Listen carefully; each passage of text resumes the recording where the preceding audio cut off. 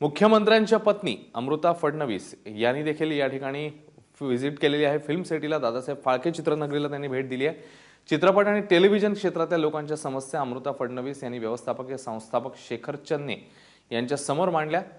महिलांसाठी स्वच्छतागृह, सुरक्षा, पिण्याचं पाणी अशा अनेक विषयांवर यावेळी सविस्तर चर्चा झाली आहे। यावेळी सिने कलावंत, निर्माते, दिग्दर्शक आणि तंत्रज्ञ उपस्थित होते। अमृता फडणवीस यांना अमिताभ बच्चन यांच्या सोबतच्या व्हिडिओविषयी विचारलं असता त्यांनी काहीही बोलायला नकार दिला। हा व्हिडिओ जानेवारीत रिलीज झाल्यानंतरच याविषयी बोलेन असंही त्या म्हणाल्या। अमृता फडणवीस जी आता माझ्या सोबत आहेत, दादासाहेब फाळके चित्रनगरीत आज त्यांनी भेट दिली आहे। आज तुम्ही फिल्म सिटीला भेट दिली आणि इथल्या कलाकारांच्या, विशेषतः कामगारांच्या समस्या जाणून घेतल्या। बराच वेळ ही चर्चा सुरू होती। काय नेमक्या तुमच्या मागण्या आहेत?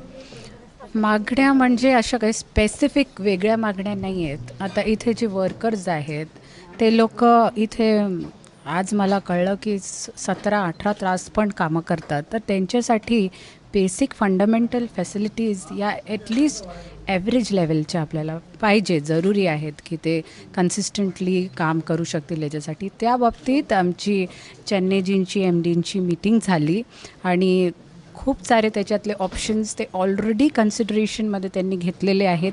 काही इकडले सिलेक्टेड काही लोक आणि ते मिळून काही अजून पाहून आणि चेक करून त्याच्यात अजून इम्प्लिमेंट करतील।